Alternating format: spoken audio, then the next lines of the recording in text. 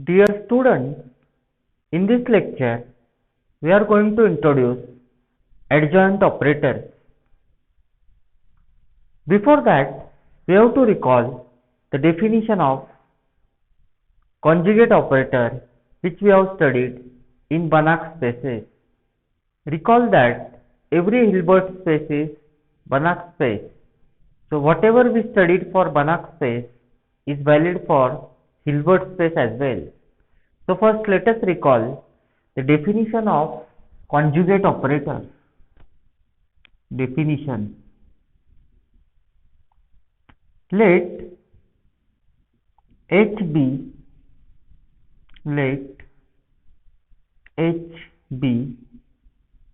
a Hilbert space. Let H be a Hilbert space and T be an operator on H. So what do you mean by operator on H? Operator on H is simply a function from H to H which is linear and bounded. So operator on H is function from H to H such that T is linear and bounded. The conjugate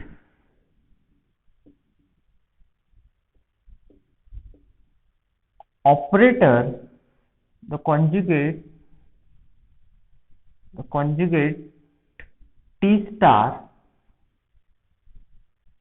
of T is defined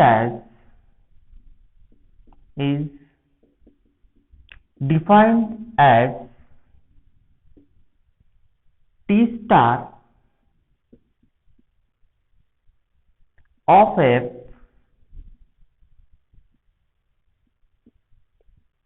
operating on X is equal to F of Tx, where F belongs to H star and X belongs to H. So F belongs to H star means F is function from H to C which is linear and bounded. So T star operates on F which are functional. F is this function H to C. So it operates on functionals in H star. So this was the revision part. Now in this theorem we are going to introduce adjoint operators. Let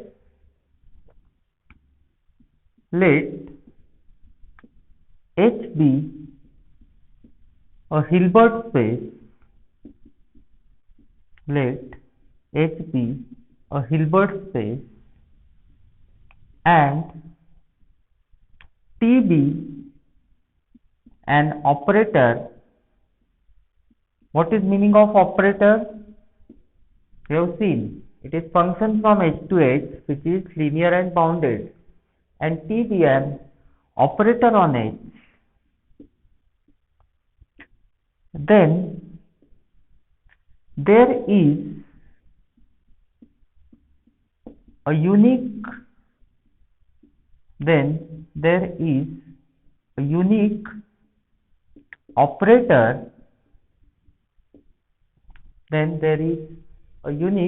operator T star on H such that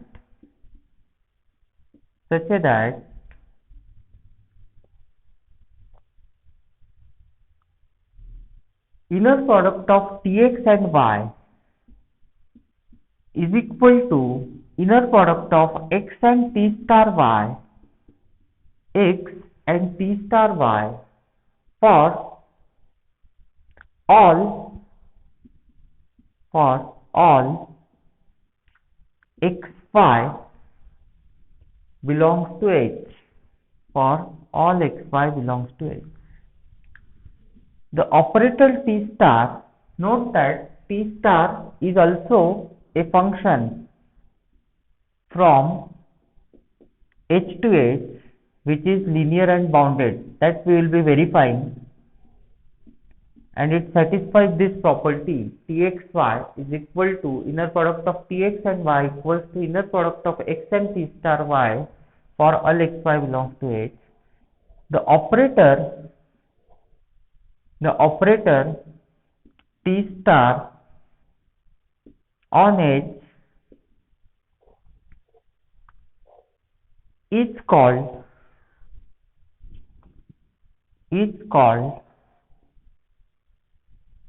adjoint of T, is called adjoint of T. Don't get confused between conjugate and adjoint.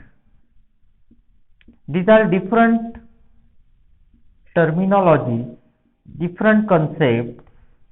Conjugate is also denoted by T star and adjoint is also denoted by T star, but note that T star operates on F, so this T star operates on functional, whereas this adjoint T star is operator, that is, it operates on vectors in H.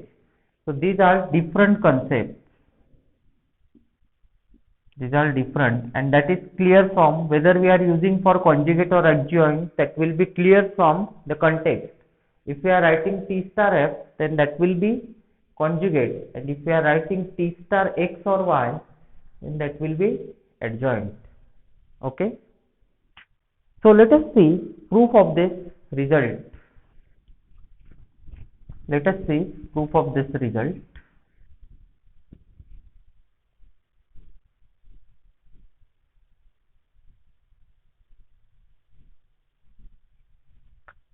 So for the proof,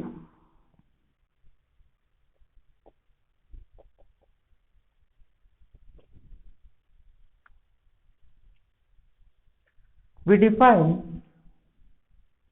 define phi from H to H as phi of y is equal to z, where phi is obtained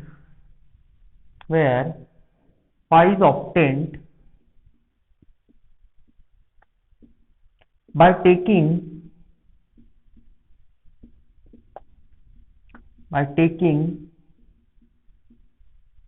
composition of the following mappings, by taking composition of the following mappings.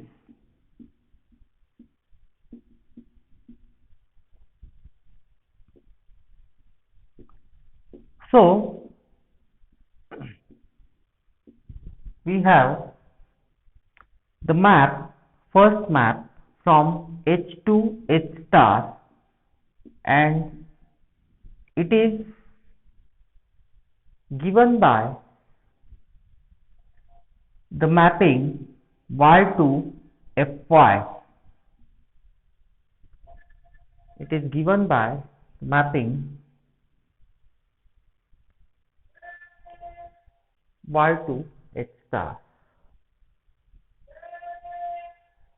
We have a map from H star to H star,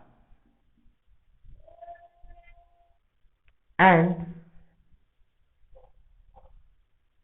fy gets mapped to T star of fy, this f conjugate, and that we are calling as fz. And finally we have the map from H star to H, which maps this fz to Z. So we can visualize this. Say this is H, this is H star.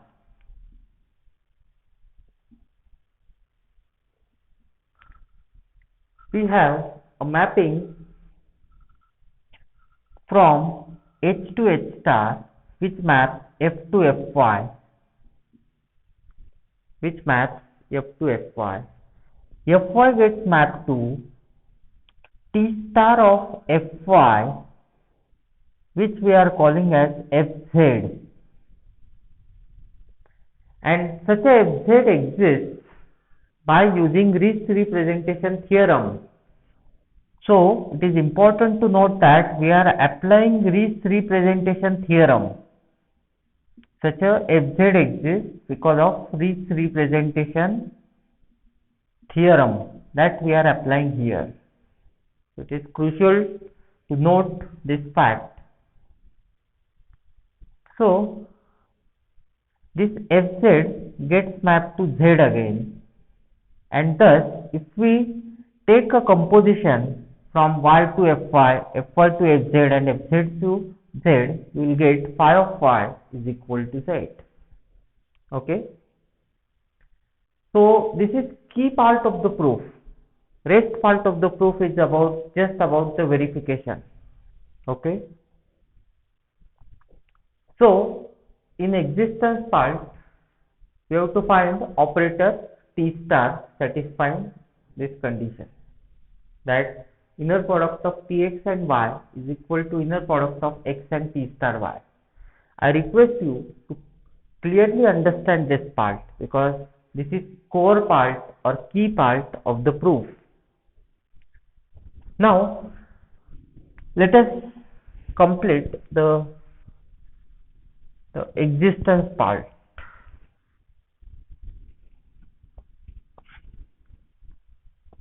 And then,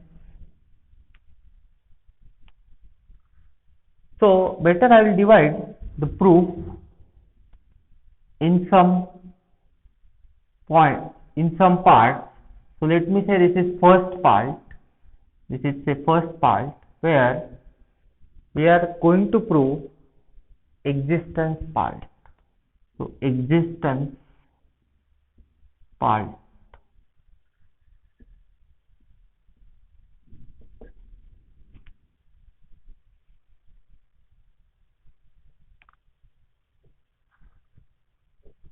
Consider T star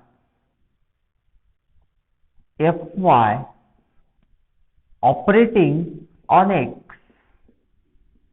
By definition of conjugate, this is nothing but Fy of Tx, and that equals to what is definition of Fy?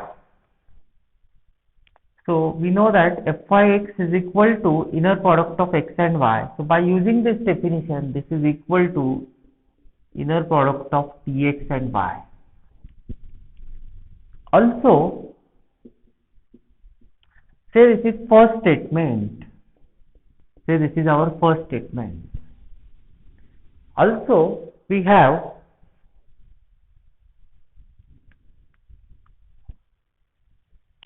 T star of Fyx is equal to Fz of X, since we have taken T star of Fy equals to Fz by using Riesz representation theorem here. So this is equal to inner product of X and Z, but Z is what? It is T star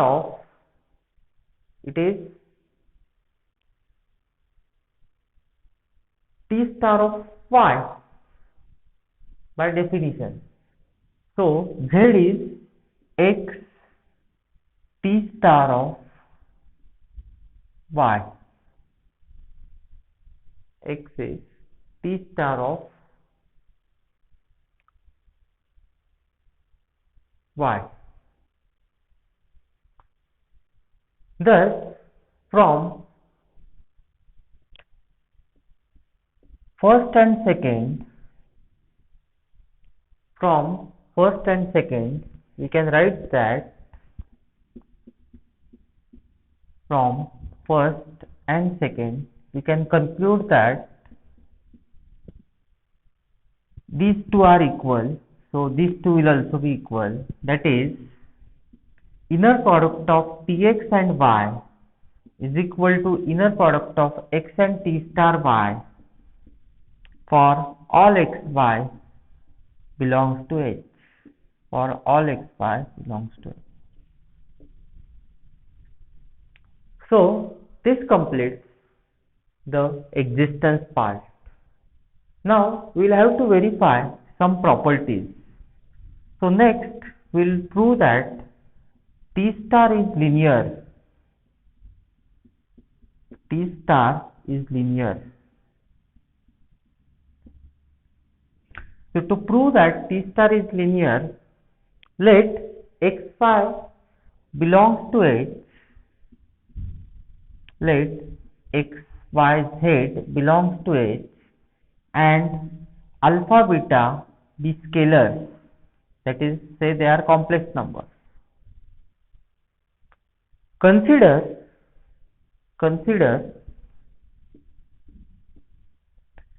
inner product of z and t star alpha x plus beta y. This inner product, if I simplify, better I will continue here. If I simplify, it will become, by definition of T star, which we have defined here, this. So everywhere we will be using this definition. This is defining property for adjoint. Inner product of Tx and y equals to inner product of x and t star y. So inner product of x and t star y equals to inner product of Tx and y. So in this way we are going to use here. So by using this over here, you could write it as T of alpha x plus beta y inner product of z. Now use the fact that T is linear because it is operator. So this is going to be equal to alpha Tx plus beta Ty inner product of z, since T is linear. Since T is linear.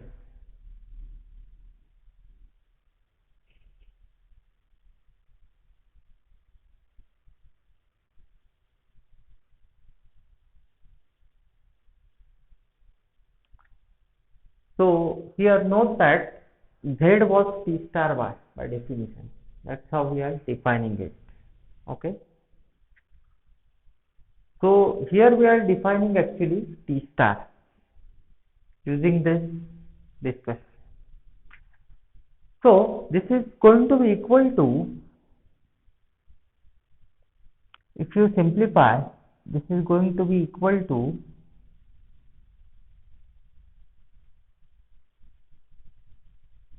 alpha times Tx z plus beta times inner product of Ty and z. That I could write as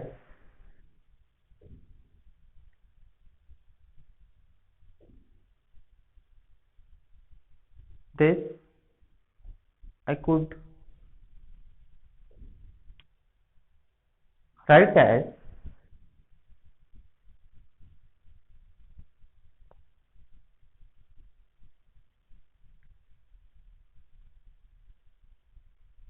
is so should we take conjugate here? No. Alpha Tx plus beta Ty inner product of z, and that equals to alpha times inner product of Tx and Z and beta times inner product of Ty and Z.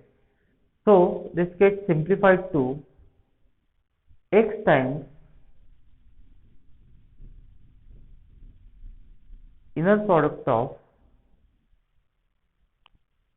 T star Z. Now this I could write as conjugate of this I could write as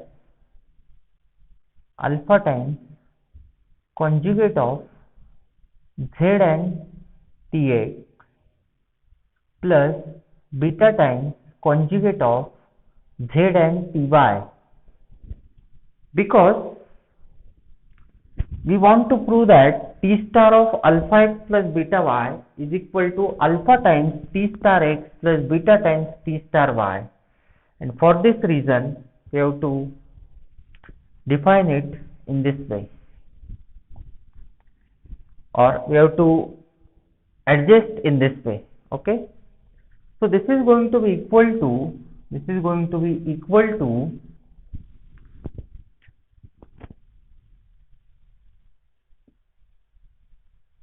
Z times conjugate of alpha conjugate Tx plus conjugate Z times beta conjugate Ty. So the reason is simple, since alpha conjugate equals to alpha and beta conjugate equals to alpha. For this reason we can adjust this in this way. Okay, so it will be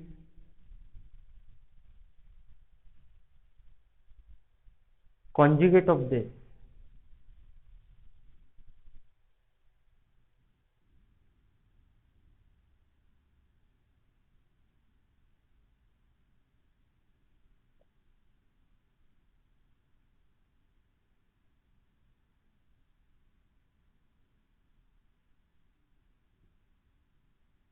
So with these adjustments, let us verify this step. Let me cross check this, whether these adjustments are correct or not. This is correct. Now if I want to take alpha inside, then it will be conjugate, alpha conjugate.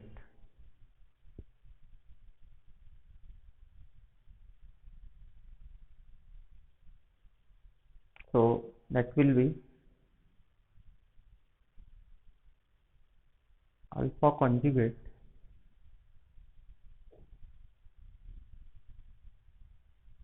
of this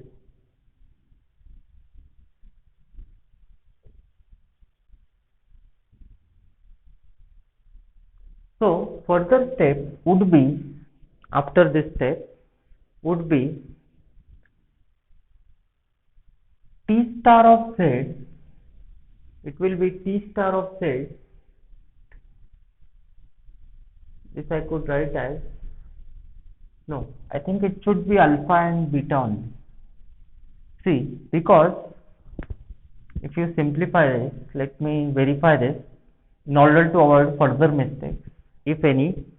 So this is going to be equal to conjugate of alpha conjugate TA Z TA, and that is will be equal to alpha conjugate conjugate. So alpha times inner product of Z and Tx, and this is what we are having here. So this simple verification makes this things correct. Okay. So this now I can write as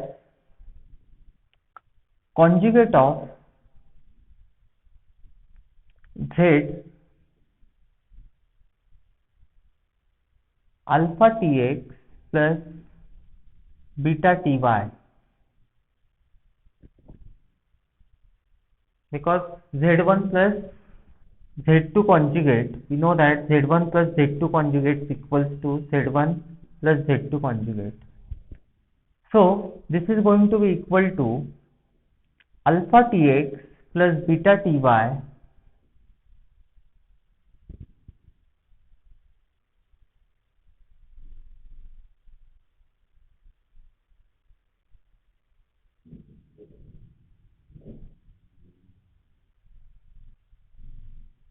I could have written this as z t star x. That could have been better. Okay. So better, in order to get the required result, let me erase out these steps and make the further simplifications before I take conjugate. So this I could write as, the correct step would be this, z t star x plus beta z t star y.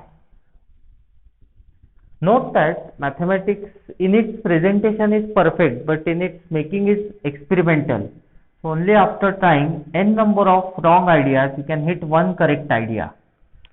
So that's what makes mathematics interesting. I request you to prove the simple conclusions or results on your own in order to have real test of what mathematics is all about. So though in its presentation it is perfect, but in its making it is trial and experimental. Okay. So don't be afraid of making mistakes in mathematics. We are supposed to make, but we should not continue with the mistakes. Socrates rightly said that the person who makes mistake and does not correct it makes two mistakes. So as a student or teacher, we are allowed to do mistakes, but we have to correct them after exploring n number of ideas. Anyway, coming back to the proof, so this is going to be equal to alpha. Now this I could write as alpha times conjugate of z t star x plus, I should have written it in this fashion, t star x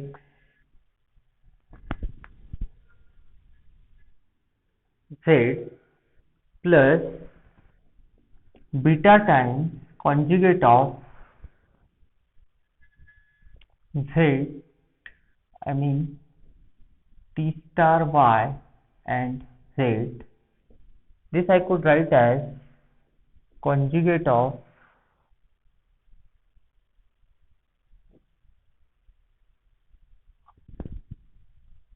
so this I can write as now alpha t star x z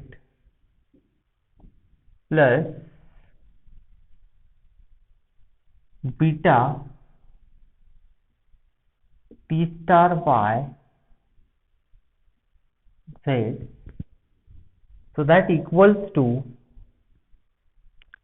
conjugate of alpha t star x plus beta t star y z, and that equals to inner product of z and alpha t star x plus beta t star y.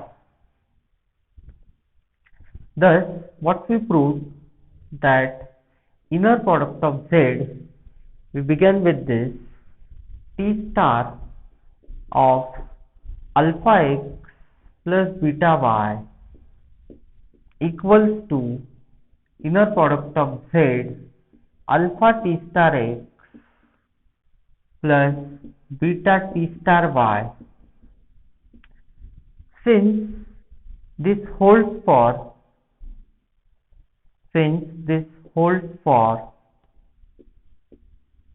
all x y z belongs to H and alpha beta belongs to C, we can write, taking z is equal to t star alpha x plus beta y minus alpha t star x plus I mean minus plus beta t star y.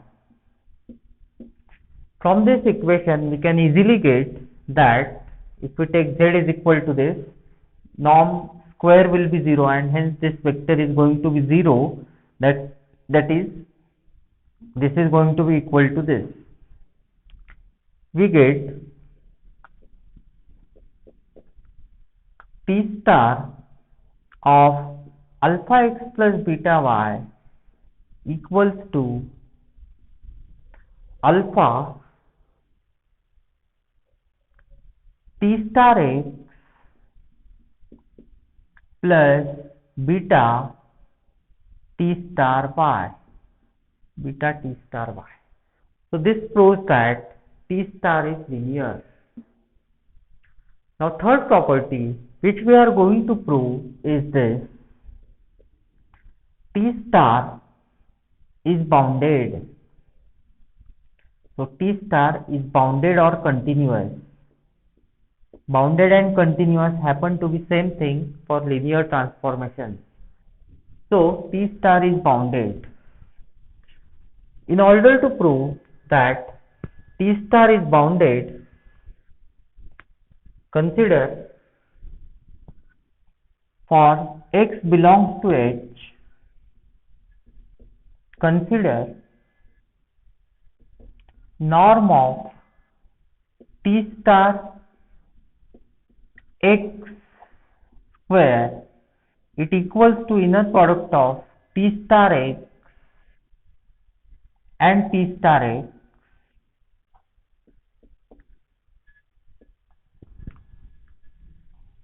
So by Sevier inequality or Cauchy-Squarz inequality, I could simplify this. Before that, let me add the step here. This I could write as equal to inner product of x and t of t star x. Since this is real number, I could write it as modulus as well, because this is real number on left hand side. So right hand side will also be real number.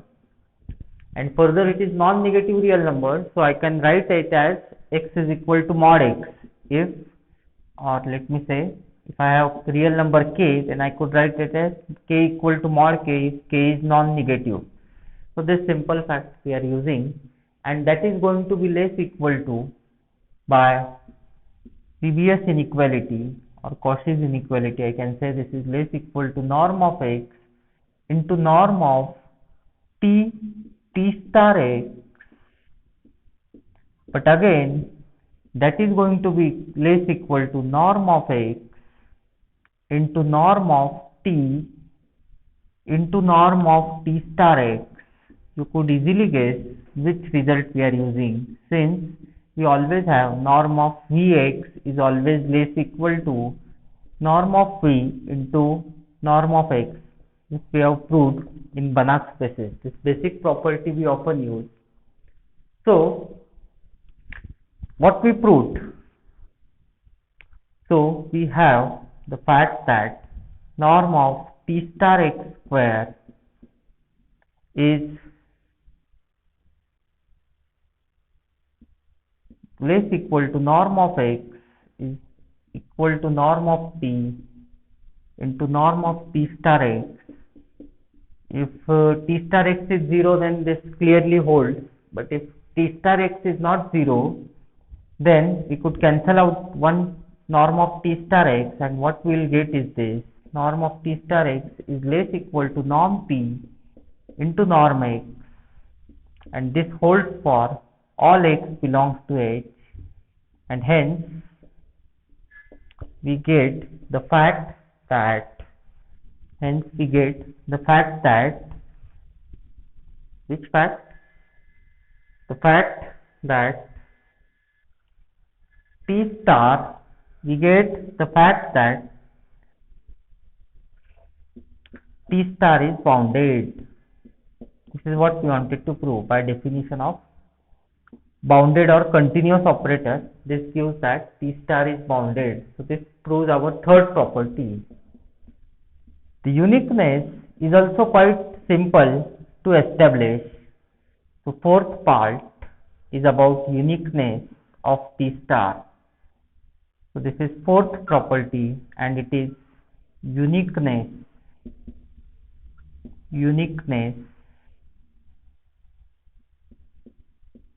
of T star.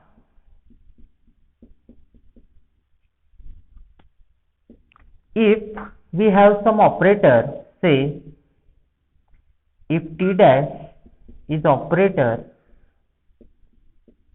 on edge such that if T dash is operator on edge such that we have inner product of Tx and y is equal to inner product of x T dash y, which equals to, we have already established the existence, so say T star y for all xy belongs to H, then what we will have? Then we will have these two are equal. Then we have the fact that inner product of x and T dash y is equal to inner product of x and T star y for every xy belongs to H. This implies that inner product of x minus x T dash y minus T star y is equal to 0 for every xy belongs to H, and this further implies that taking x is equal to, it is easy to observe that if we take x is equal to T dash y minus T star y, we get that this will be equal to 0 because its norm is 0. We get T dash y is equal to T star y for every y belongs to H. Hence, what we have is this: T equals to T star. Hence, T is equal to T star. T dash is equal to T star. So this implies the uniqueness part of T star. This completes the entire proof. Thank you.